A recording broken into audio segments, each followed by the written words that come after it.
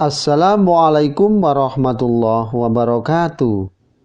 Selamat berjumpa lagi di channel Jas Merah. Dalam kesempatan kali ini, saya akan menjelaskan tentang karomah Mbah Kholil Bangkalan. Bahwa karomah lain dari Kiai Haji Kholil adalah kemampuannya membela diri. Beliau bisa berada di beberapa tempat dalam waktu yang bersamaan. Dan pernah ada peristiwa aneh saat beliau mengajar di pesantren. Bahwa saat berceramah, Kiai Haji Kholil melakukan sesuatu yang tak terpantau mata. Tiba-tiba baju dan sarung beliau basah kuyup. Cerita Kiai Haji Ghozi. Bahwa para santri heran, sedangkan beliau sendiri cuek, tak mau menceritakan apa-apa, langsung ngeloyor masuk rumah. Setelah itu dan ganti baju. Teka-teki itu baru terjawab setengah bulan kemudian, yakni ada seorang nelayan sowan ke Kiai Haji Kholil Bangkalan, bahwa dia mengucapkan terima kasih karena saat perahunya pecah di tengah laut, langsung ditolong Kiai Haji Kholil. Dan kedatangan nelayan itu membuka tabir. Ternyata saat memberikan pengajian, Kiai Haji Kholil dapat pesan agar segera ke pantai untuk menyelamatkan nelayan yang perahunya pecah. Dan karomah yang dimiliki, dalam sekejap beliau bisa sampai laut dan membantu si nelayan. Ini papar Kiai Haji Ghozi yang kini tinggal di Widomartani, yaitu Ngemplak, Sleman. Dan karomah yang kedua, yakni menyembuhkan orang lumpuh seketika.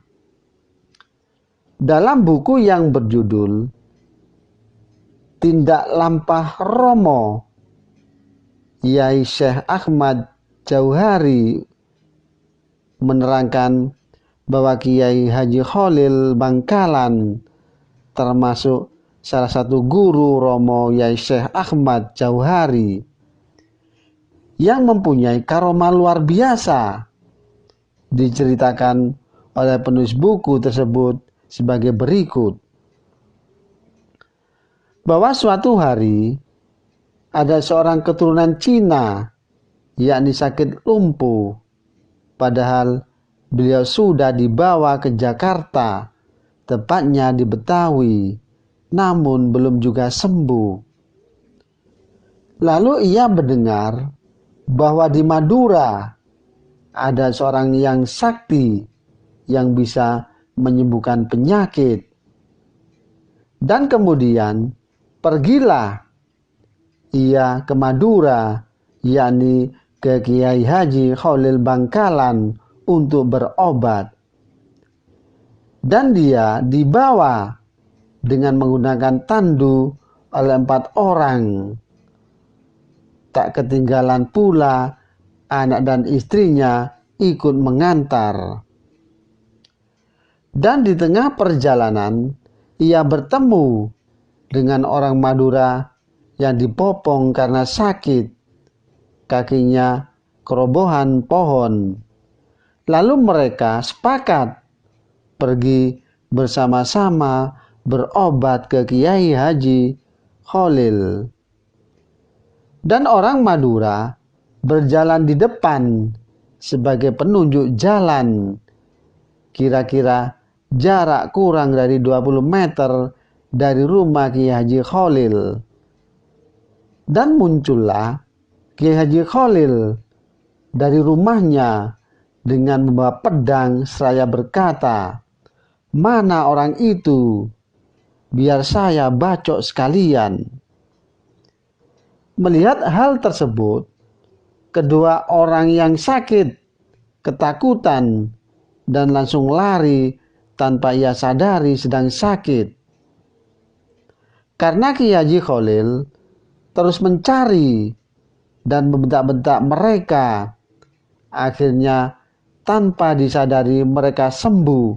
Setelah Kiai Haji Khalil wafat, kedua orang tersebut sering ziarah ke makam beliau. Dan karomah yang ketiga, yakni mencuri timun tidak bisa duduk sampai pagi. Pada suatu hari, petani timun di daerah Bangkalan sering mengeluh. Setiap timun yang siap dipanen selalu kedahuluan dicuri maling atau orang. Begitu peristiwa itu terus menerus. Akhirnya petani timun itu tidak sabar lagi. Dan setelah bermusyawarah, maka diputuskan untuk sowan ke Mbah Khalil Madura. Dan sesampainya di rumah Kiai Haji Khalil, sebagaimana biasanya, kiai tersebut sedang mengajarkan kitab nahwu. Dan kitab tersebut bernama Jurumiyah, yakni suatu kitab tata bahasa Arab tingkat pemula. Dan kemudian orang tersebut mengucapkan salam, "Assalamualaikum sang kiai." Ucap salam petani tersebut. Lalu dijawab oleh Kiai Haji Khalil, "Waalaikumsalam warahmatullahi wabarakatuh." Melihat banyaknya petani yang datang ke rumah Kiai Haji Khalil, maka bertanya, "Sampean ada keperluan apa?" Lalu petani itu menjawab, "Akhir-akhir ini ladang timun kami selalu dicuri maling. Kami mohon kepada kiai penangkalnya." Kata petani dengan nada mohon penuh dengan harap dari Kiai Haji Khalil. Dan ketika itu kitab yang dikaji oleh kiai kebetulan sampai pada kalimat koma Zaidun, yang artinya Zaid telah berdiri. Lalu serta-merta Kiai Haji Khalil berbicara sambil menunjuk kepada huruf koma Zaidun. Ya, karena pengajian ini sampai koma Zaidun.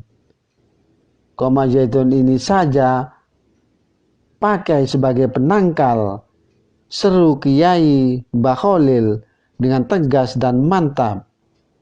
Lalu bertanya, "Sudah Pak Kiai?" Ujar petani berkata seperti itu dengan nada ragu dan tanda tanya. Kemudian, "Ya sudahlah." Dan jawab Kiai Haji Khalil menandaskan. Dan setelah itu mereka puas mendapatkan penangkal dari Kiai Haji Khalil. Dan para petani pulang ke rumah mereka masing-masing dengan keyakinan kemujaraban penangkal dari Kiai Haji Khalil. Dan keesokan harinya, seperti biasanya, petani ladang timun pergi ke sawah masing-masing. Dan betapa terkejutnya mereka melihat pemandangan di hadapannya, sejumlah pencuri timun berdiri terus-menerus tidak bisa duduk. Maka tak ayal lagi, semua maling timun yang selama ini merajalela diketahui dan dapat ditangkap. Akhirnya penduduk berdatangan ingin melihat maling yang tidak bisa duduk itu. Dan semua upaya telah dilakukan, namun hasilnya sia-sia. Semua maling tetap berdiri dengan muka pucat pasi karena ditonton orang yang sangat banyak. Dan semakin lama, semakin banyak. Satu-satunya jalan agar para maling itu bisa duduk, maka diputuskan wakil petani untuk sowan ke Kiai Haji Kholil lagi.